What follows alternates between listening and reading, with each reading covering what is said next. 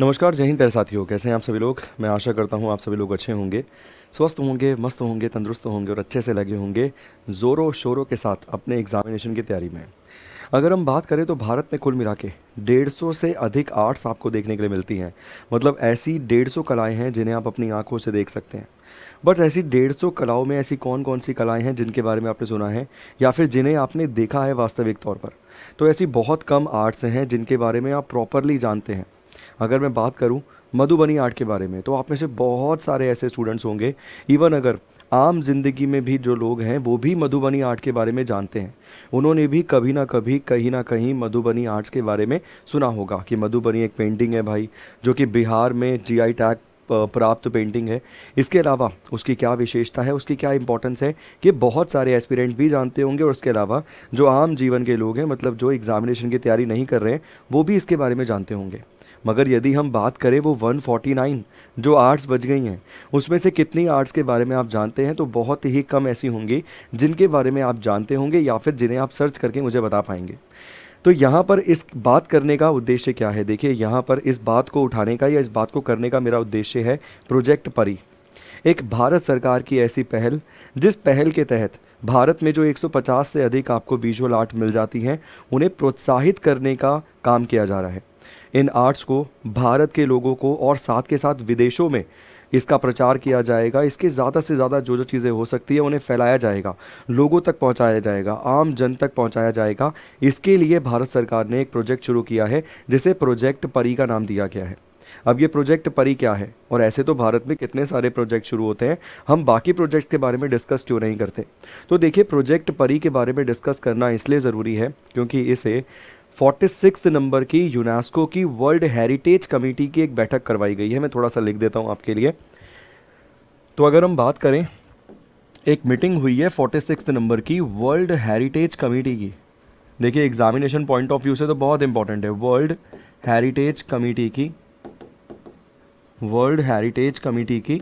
46 number की एक meeting हुई है, 46वें नंबर की एक बैठक हुई है, 46 नंबर की यहाँ पर एक मीटिंग करवाई गई है, बैठक करवाई गई है। और इस बैठक को पहली बार होस्ट किया है। इसका जो होस्टिंग नेशन मिल जाएगा, जिसका जो होस्ट मिल जाएगा, वो आपको मिलेगा भारत। और भारत में ये कहाँ करवाई गई है, तो भारत में ये करवाई गई है सर न्यू दिल्ली में। ठीक है, तो इसका होस्ट नेशन कंट्री कौन है, इसका होस्ट नेशन कंट्री है न्यू दिल्ली। कब से लेकर कब तक, तो 21 जुलाई से लेके 30 जुलाई 2024 तक इस मीटिंग को भारत में करवाया गया है। ठीक है, देखिए मैंने बहुत सारी चीज़ों का जिक्र आपके सामने कर दिया, आर्ट का जिक्र कर दिया, प्रोजेक्ट परी का जिक्र कर दिया, और तीसरा पॉइंट मैंने आपके सामने यहाँ पे रख दिया, वर्ल्ड हेरिटेज कमेटी की मीटिंग। अब मैं तीनों को एक एक करके आपको समझाता हूँ। देखिए, 46वें नंबर की वर्ल्ड हेरिटेज कमेटी की एक बैठक हुई। ये वही हेरिटेज है जिसकी टोटल भारत में कुल मिला के आज की डेट में 43 हेरिटेज साइट्स मिलती हैं। तो किसी साइट को हेरिटेज साइट घोषित करने के लिए हर एक देश अपनी तरफ से नामांकन देता है, नाम देता है कि मेरी इस साइट को हेरिटेज साइट का दर्जा दीजिए। उस दर्जा देने का काम करता कौन है, तो वर्ल्ड हेरिटेज कमेटी वो काम करती है। इसका मतलब ये तो है कि एक बहुत इंपॉर्टेंट एजेंसी है, और भारत इसका सबसे पुराने मेंबरों में से एक है। भारत इसका सबसे पुराने मेंबरों में से एक है, मगर आज तक भारत को कभी इस मीटिंग को होस्ट करने का मौका मिला ही नहीं था। इस बार मिला 2024 में। और 2024 में आपने सुना होगा कि भारत की 42 हेरिटेज साइट थी, मगर अब 43 हो गई। वो मोईदम आपको जो मिल जाएगा असम के अंदर, वो इसी ही बैठक के अंदर, इसी ही मीटिंग के अंदर भारत की तरफ से प्रस्ताव के रूप में रखा गया कि हमारी साइट को बना दीजिए हेरिटेज साइट, और बना दिया गया। मगर केवल इस मीटिंग में, इस बैठक में इतना ही नहीं हुआ। इस मीटिंग के अंदर 46th वर्ल्ड हेरिटेज कमेटी की मीटिंग के अंदर भारत ने प्रोजेक्ट परी को इनॉग्रेट कर दिया। तो आप समझ सकते हैं कि कितनी अधिक लेवल पर इंपॉर्टेंस बढ़ गई है प्रोजेक्ट परी की।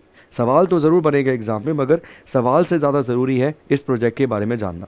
ठीक है, तो थोड़ा सा इस प्रोजेक्ट के बारे में अब हम जान लेते हैं एक एक करके।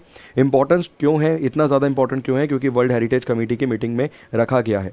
और जिस भी चीज़ की हम बात कर रहे हैं वो सब चीज़ें हेरिटेज हैं, वो हमारी धरोहरें हैं। चाहे वो आर्ट के क्षेत्र में है, कला के क्षेत्र में, मगर वो हमारी धरोहर है, हमें उसके बारे में पता होना चाहिए, उसे हमें संजो के रखना चाहिए, उसे हमें अपनी आने वाली पीढ़ी को बताना चाहिए। इन सभी चीज़ों को प्रमोट करने के लिए प्रोजेक्ट परी को वर्ल्ड हेरिटेज कमेटी की 46वें नंबर की बैठक में इनॉग्रेट किया गया है। ठीक है, थोड़ा सा जान लेते हैं इसके बारे में। प्रोजेक्ट परी क्या है?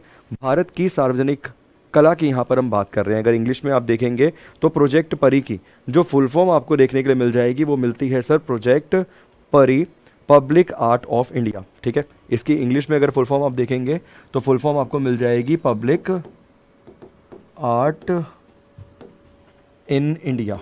ठीक है, पब्लिक आर्ट इन इंडिया, इस तरीके से आपको प्रोजेक्ट परी की फुल फॉर्म मिल जाएगी।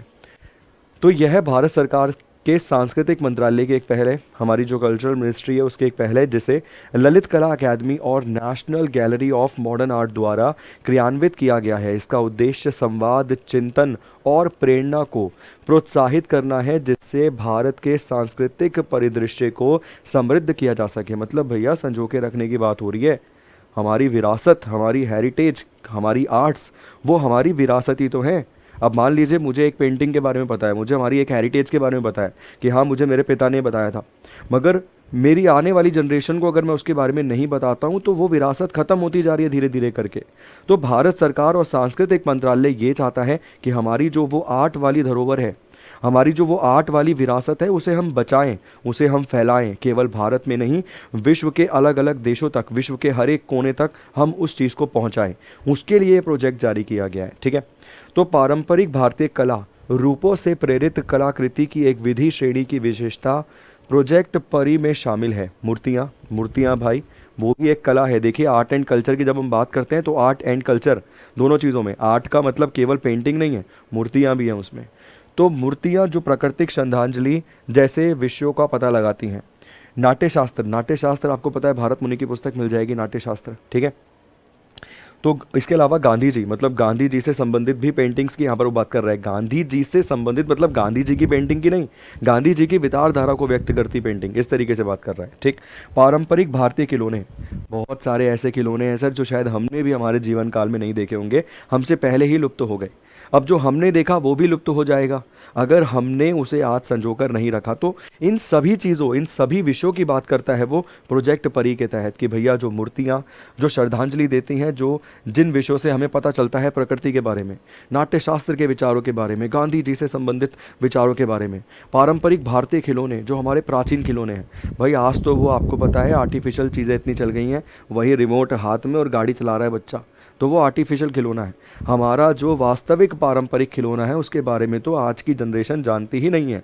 ठीक है, इसके अलावा प्राचीन ज्ञान, नाद, आदिम ध्वनि, ठीक है, जीवन का सामंजस्य, इसके अलावा कल्प तरु, तो ये दिव्य वृक्ष आपको मिल जाएगा। ठीक है, तो ये सभी चीज़ों को यहाँ पर वो संजोने की बात करता है। क्या करता है? इन सभी चीज़ों को यहाँ पर वो संजोने की बात करता है। इसके अलावा अगर हम बात करें इस प्रोजेक्ट के तहत महिलाओं कलाकारों ने इस परियोजनाओं में अपनी महत्वपूर्ण भूमिका, भागीदारी जो है निभाई है, भारत की नारी शक्ति को प्रदर्शित करते हुए महत्वपूर्ण भूमिका निभाई है।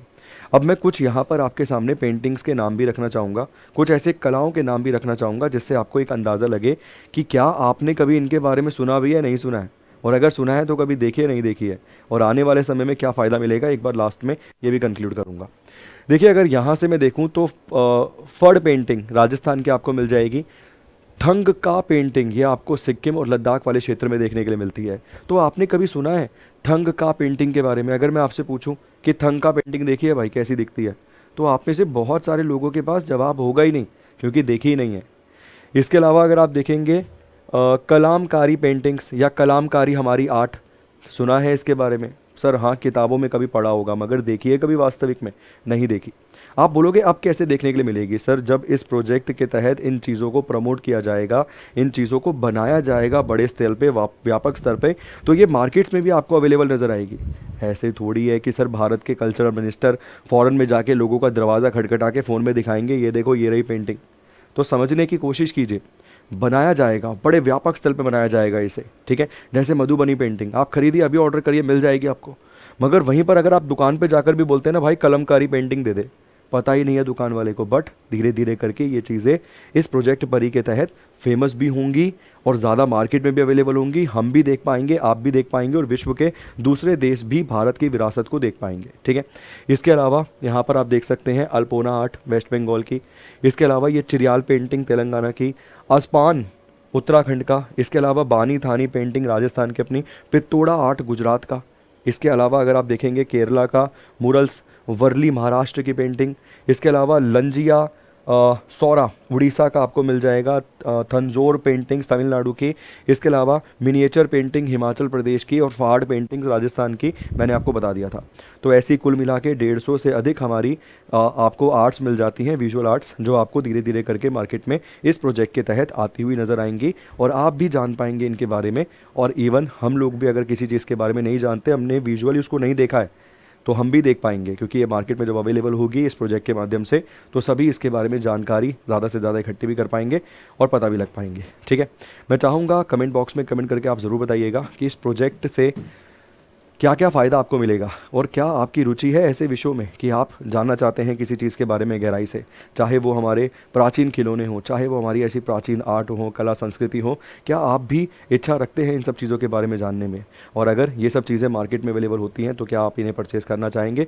अगर आप सक्षम हैं इन्हें परचेज़ करने के लिए, मैं चाहूँगा कमेंट बॉक्स में कमेंट करके ये तो जानकारी आप दें ही, और इसके साथ साथ एक और जानकारी दें, प्रोजेक्ट परी को किस तिथि को लॉन्च किया गया था, किस डेट को लॉन्च किया गया था, इसके बारे में भी कमेंट बॉक्स में कमेंट करके अपनी जानकारी ज़रूर दीजिएगा। बहुत बहुत शुक्रिया, धन्यवाद, thank you so much, God bless you.